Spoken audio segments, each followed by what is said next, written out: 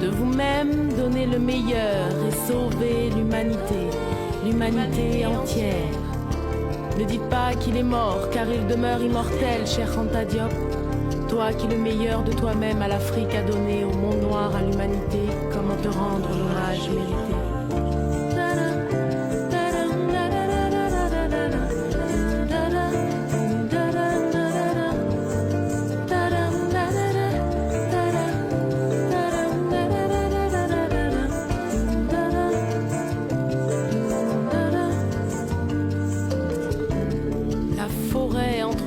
De lianes épineuses, tu as élagué, traçant les sentiers de la science, les marécages infestés de monstres carnivores, faussaires de l'histoire, tu as traversé, recherchant les fossiles de la vérité, la nuit tendre et froide de solitude.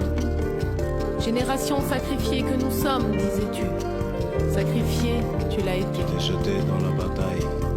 Tu t'es jeté dans la bataille, tu t'es exténué.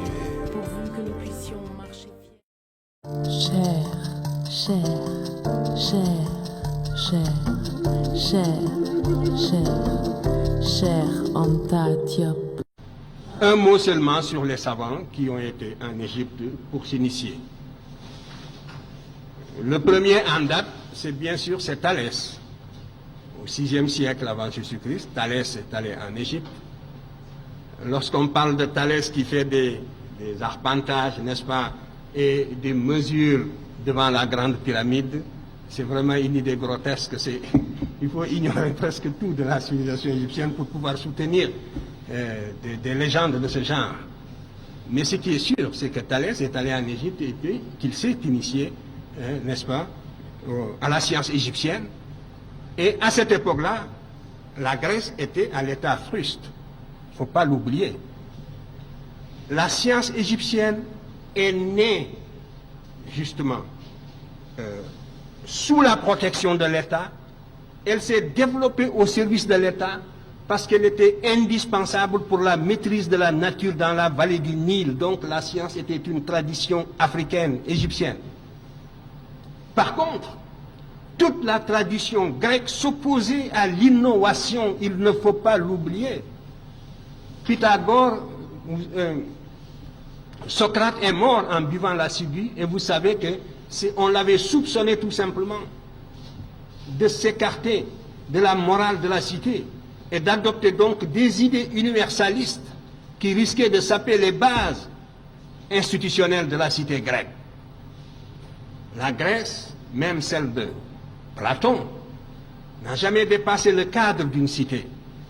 L'Égypte avait créé, l'Afrique avait créé pour la première fois un État-territoire groupant plusieurs cités, avec des institutions particulières, avec une toute autre philosophie politique, qui s'oppose point par point à l'individualisme septentrional hérité des steppes eurasiatiques. Donc, c'est Thalès qui va d'abord en Égypte, qui s'instruit de la mathématique égyptienne et qui a introduit la géométrie en Grèce.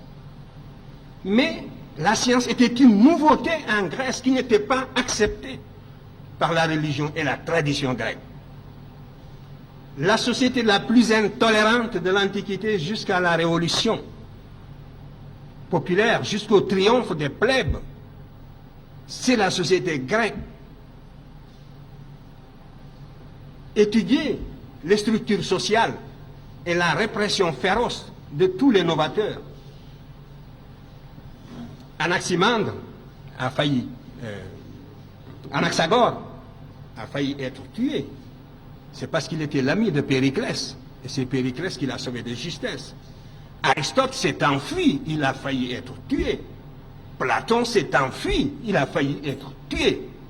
Socrate a été tué. Voilà la société grecque et son attitude à l'égard de ses savants. L'innovation philosophique, l'innovation scientifique, on n'en veut pas. Ce sont des notions étrangères aux structures sociales grecques. Jusqu'à la Révolution. L'élément porteur d'avenir de la société grecque, ce n'était pas son aristocratie. C'était la plèbe, les sans-feu ni lieu, qui n'avaient aucun droit, qui vivaient à l'extérieur des cités, qui par conséquent devait conquérir le droit de citer par la force, tout le potentiel laïque et rationnel de la société grecque se trouvait chez la plèbe. Et c'est avec la montée des plèbes que la société grecque s'est laïcisée dans les conditions que l'on sait et sur lesquelles je ne peux pas m'étendre. Mais tout ceci pour dire donc qu'il y avait antinomie entre structure sociale grecque traditionnelle et science ou philosophie. Par contre, la science et la philosophie, c'est en Égypte qu'elle fleurissait, et en particulier la science. Et c'est en Égypte qu'il fallait aller la chercher. C'est la raison pour laquelle, donc, Thalès y est allé. Il a introduit la géométrie en Grèce à son retour. C'est ce que nous enseignent tous ces biographes. Et quand Pythagore est allé s'instruire auprès de Thalès, Thalès lui a enseigné tout ce qu'il avait appris en Égypte et lui a conseillé d'aller à son tour en Égypte. Pythagore s'était fait recommander du tyran de Samos à l'époque, et il est venu, c'était sous Amasis, le pharaon d'Égypte, qu'il a envoyé à Thèbes, à Héliopolis d'abord, et les prêtres d'Héliopolis lui ont dit qu'ils ne sont pas versés dans les sciences, il faut aller à Memphis. Il va à Memphis, les prêtres de Memphis le renvoient à Thèbes. Vous voyez, l'Égyptien n'était pas chaud pour divulguer la science. Il y avait plusieurs niveaux d'initiation. Et malheureusement, vous voyez, une civilisation qui se perd, n'est-ce pas, recèle, si vous voulez, les éléments fossoyeurs même, ses propres éléments fossoyeurs, mais on ne s'en rend pas compte. Et cet esprit initiatique a perdu l'Égypte parce que l'Égypte était une civilisation élitiste. Alors Pythagore va à Thèbes pour se faire initier, et là aussi, on ne le reçoit pas, on le renvoie, on lui fait faire des travaux rébarbatifs qui ne servent à rien, de creuser des trous, voilà. Et puis après, on lui dit de l'emblayer. Et il s'est prêté de bonne grâce à toutes ces brimades. Et finalement, les prêtres égyptiens l'ont pris en sympathie et ont décidé de l'initier. Voilà donc comment Pythagore a fini par vaincre la résistance égyptienne. Et ils l'ont rasé. Donc il y a tout un rituel auquel il s'est soumis. Et il a été initié. Et il est resté pendant 20 ans, 22 ans en Égypte. On ne reste pas dans un pays pendant 22 ans pour apprendre des recettes. Donc le théorème dit de Pythagore, l'Égyptien le connaissait, c'est un des problèmes, c'est le problème numéro 6 du papyrus de Moscou. Je n'ai pas le temps de m'étendre sur tout cela. Dans la duplication du carré, il fallait absolument aboutir également au théorème, justement, de Pythagore. Et les Égyptiens ont défini une longueur qui permet de construire un carré double et qui est égal à A racine de 2, le nombre irrationnel. Par conséquent, le double, la définition d'une longueur qui s'appelle le double Riemann et qui consiste précisément à réaliser la duplication du carré, cette seule définition d'une longueur dans la géométrie égyptienne, impliquant la connaissance à la fois du côté et multipliée par racine de 2 pour avoir précisément la diagonale qui donne le côté du carré double, montre à n'en pas douter que l'Égyptien connaissait ce théorème et qu'il le démontrait sans chiffres, effectivement, et tant d'autres choses. Et par voie de conséquence aussi, les nombres irrationnels que l'on a attribués à Pythagore. Ainsi donc, c'est comme ça que Pythagore est resté si longtemps en Égypte pour s'instruire. Et les Égyptiens ont souvent dit, que souvent, Diodore l'a relaté, que les Grecs, une fois rentrés chez eux, s'attribuent toutes les sciences qu'ils ont apprises en Égypte. Ce n'était pas un secret.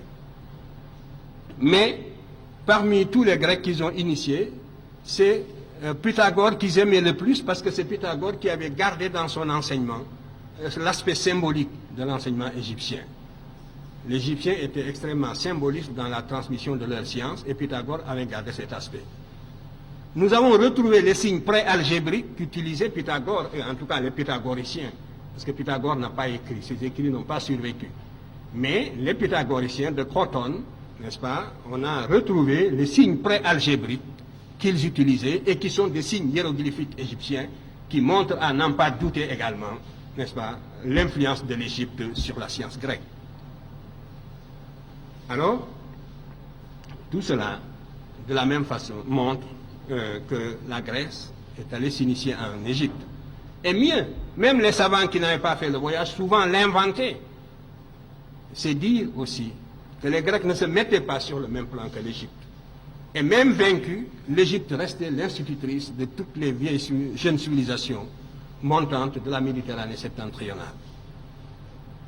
C'est Platon, Strabon, qui était un grand savant de l'Antiquité,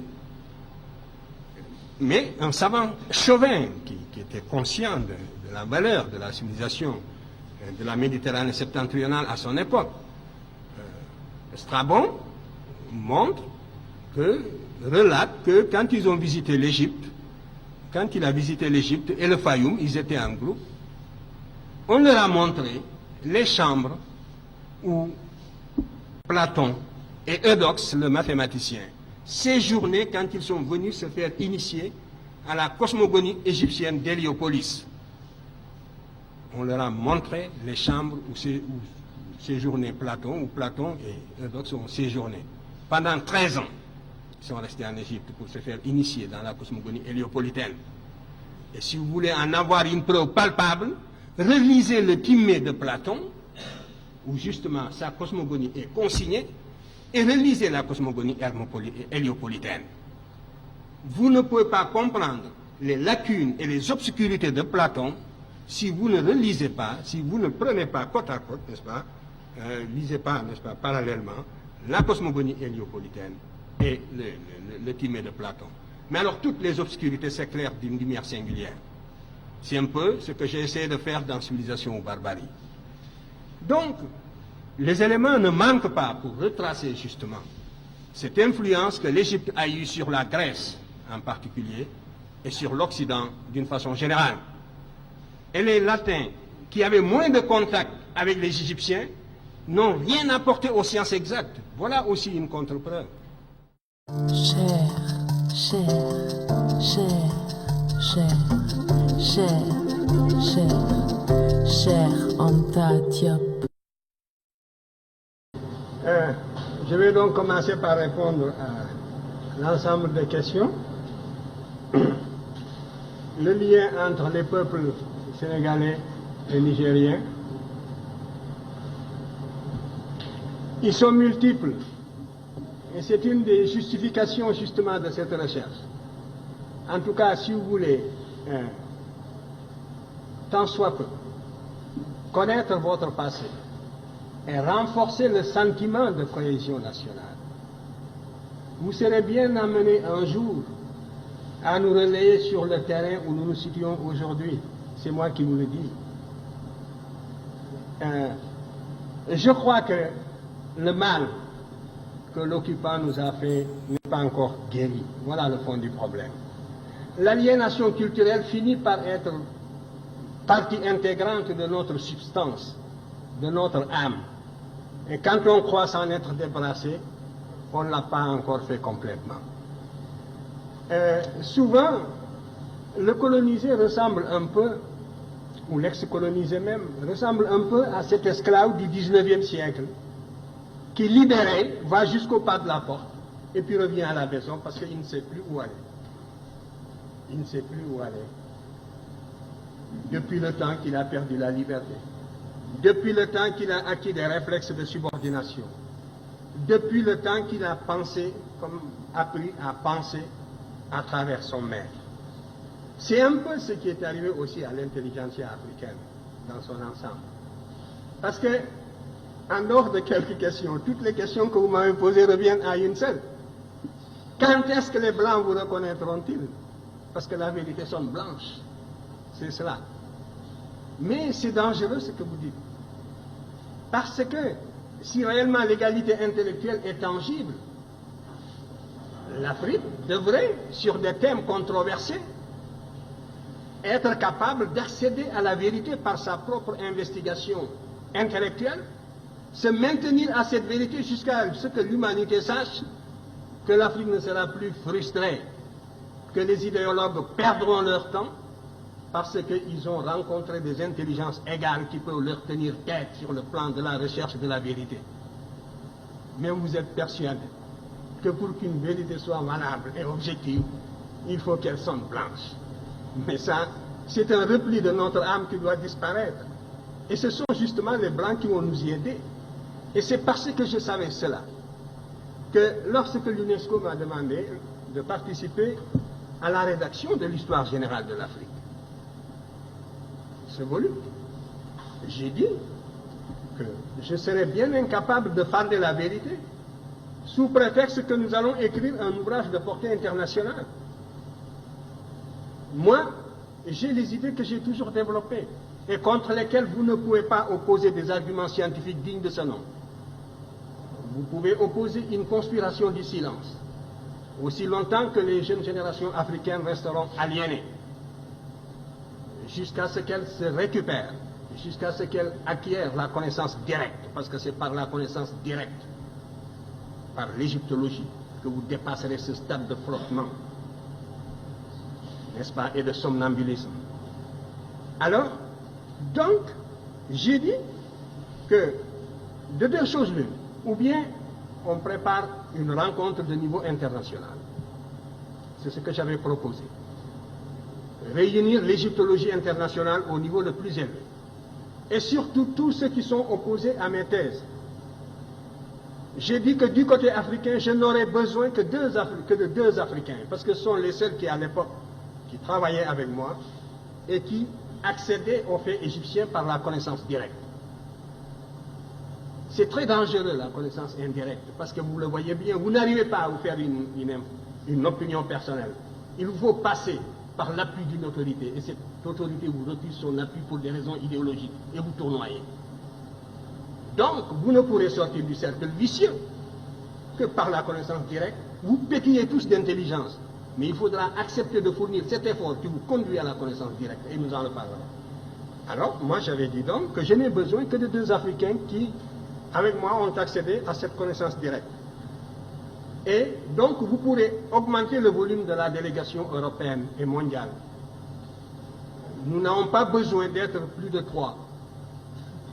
Alors, convoquez donc tous les égyptologues que vous voudrez, les plus acharnés contre nos thèses. Nous en débattrons en toute sérénité. Je vous garantis le climat de sérénité des débats. Les débats ne seront pas limités, ils dureront aussi longtemps que nécessaire, en Égypte même, au Caire. Et à la suite de ces débats, on rédigera un document de portée mondiale, de portée internationale. Et suivant la teneur de ce document, on saura de quel côté penche la balance. Si les conclusions de ce document me permettent de continuer, de participer, je participerai alors à l'ouvrage et j'utiliserai mes idées intégralement. Dans le cas contraire, je serai le premier à vous faciliter la tâche en me récusant. Vous connaissez la suite. Le colloque du Caire s'est tenu sur ma proposition. Toute l'égyptologie mondiale était représentée. J'avais dit aussi que nous, Africains, nous ne serions pas rapporteurs pour réaliser au maximum les conditions d'objectivité. Le rapporteur, c'était un professeur français qui était contre mes thèses aussi, vous le savez bien. Donc, et qui était professeur à Paris 8. L'égyptologie française était représentée par le professeur Vercouteur, qui était l'ancien directeur des antiquités de Nubie, qui était aussi le directeur de l'Institut d'archéologie orientale français du Caire, qui était le titulaire de la chaire d'égyptologie à Lille 3, etc. Était représenté aussi par le professeur Sonneron, qui l'avait remplacé à l'Institut français d'archéologie d'Égypte, et qui était sûrement le plus apte à nous suivre dans les discussions linguistiques, justement. Et vous avez les débats, les conclusions dans le domaine linguistique, justement, du professeur Sonneron, qui est mort maintenant. Vous aviez le professeur Leclan, qui est devenu académicien depuis et professeur au Collège de France. Vous aviez le professeur Debono, qui était l'archéologue de la vallée du Nil. L'Amérique était représentée par Mme Gordon Chaké, le Canada par le professeur Chini, la Scandinavie par le professeur Serge Soderberg, qui était le directeur de toute la mission de toute la Scandinavie pour la sauvegarde des monuments de Nibbi, etc., etc. Voilà, moi, et toute l'égyptologie égyptienne sur place aussi, au Caire et en Égypte, sont venus participer. Vous avez la liste des participants ici. Voilà le document qui est sorti de ces travaux. Oh, vous avez la page, voilà. Et voici, je vous lis une seule phrase de ce document. La très minutieuse préparation des communications. Est-ce que je voudrais même quelqu'un qui lise mieux que moi? Un volontaire seulement, pour lire. Voilà, justement, vous-même. Voilà. Vous allez lire juste ce passage. Cette phrase. C'est la conclusion générale. La très minutieuse préparation des communications. Non, lisez lentement pour que vos camarades entendent. Sinon, moi, je lis mieux que vous. D'accord. La très minutieuse opération. Non, pas opération. Préparation des communications. Bon, attendez, je vais lire, parce que vous... Bon. Alors, je lis pour tout le monde. Voici la conclusion générale des débats du Caire. La très minutieuse préparation des communications des professeurs Cheikh Anta Diop et Obenga n'a pas eu, malgré les précisions contenues dans le document de travail préparatoire envoyé par l'UNESCO, une contrepartie toujours égale. Il s'en est suivi un réel déséquilibre dans les discussions. Cette phrase est très claire. Cela veut dire que contre toute attente, un déséquilibre s'est produit dans les débats en faveur de nos thèses et que les arguments que nous avons développés, la communauté scientifique qui s'est réunie là-bas n'a pas pu y opposer des arguments dignes de ce nom, bien que l'UNESCO ait pris toutes les dispositions à cet effet. Parce que j'avais insisté aussi pour qu'on prie toutes les dispositions pour que les participants ne puissent pas venir en disant nous n'avons pas eu le temps de nous préparer, on ne savait pas à quoi on s'attendait, etc., etc. Et c'est la raison pour laquelle on insiste ici sur le fait, quand on dit malgré les précisions contenues dans le document de travail préparatoire envoyé par l'UNESCO, l'UNESCO avait demandé à chacun de fourbir ses armes, de faire tout ce qu'il fallait pour que cette discussion fût concluante. Et vous voyez, tout est de cette veine. Par conséquent, la vérité blanche que vous voulez, elle a sonné dans ce document. Mais vous ne lisez même pas, il faut prendre connaissance déjà de toute la littérature scientifique qui existe dans ce domaine.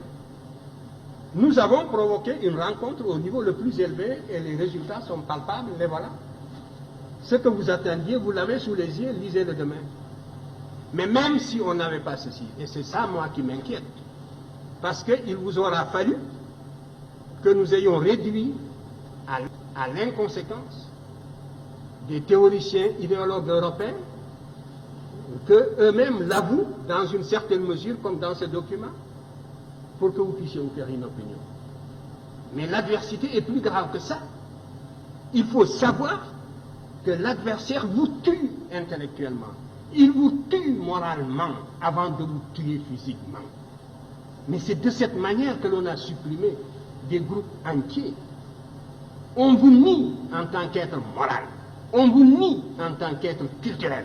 On ferme les yeux, on ne voit pas les évidences. On compte sur votre complexe, sur votre aliénation, sur le conditionnement, les réflexes de subordination et sur tant de facteurs de ce genre.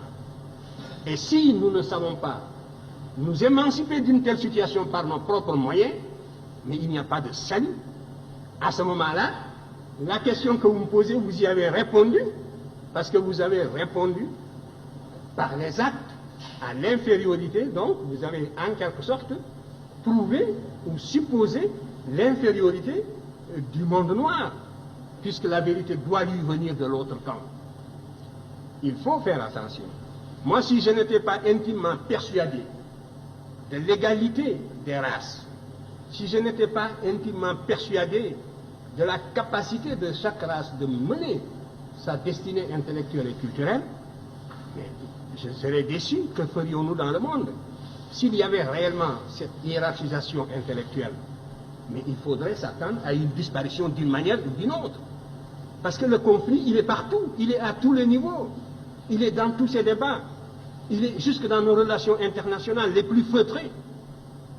Nous menons et on mène contre nous le combat le plus violent même que celui qui a conduit à la disparition de certaines espèces. Et il faut justement que votre sagacité intellectuelle aille jusque-là. Alors, donc, toutes les questions que vous m'avez posées reviennent à peu près à la même. Les Blancs vous nient, ils ne vous ont pas encore répondu. Nous sommes donc dans le cirage, nous sommes dans le vague, nous sommes dans la brume. Non. Ce que j'ai dit un peu dans la préface de Obenga, c'était cela, que par la connaissance directe, l'Afrique doit être capable de saisir une vérité, de savoir qu'elle est en possession d'une vérité, quel que soit le domaine d'ailleurs. Ce n'est pas seulement dans le domaine culturel. Et de se maintenir au niveau de cette vérité en prenant des mesures conservatoires jusqu'à ce que tout le monde joue le même jeu, jusqu'à ce que l'on sache que la supercherie est finie. On n'a plus affaire à des enfants ou à des nouveau-nés. Mais c'est là à la fois une réaction intellectuelle, une réaction culturelle, ça demande la mobilisation de toutes les capacités de l'être, un être qui, abstraction faite de son aliénation, a les mêmes capacités que n'importe quel autre être. Alors, vous me demandez, moi je n'ai jamais, vous voyez la phrase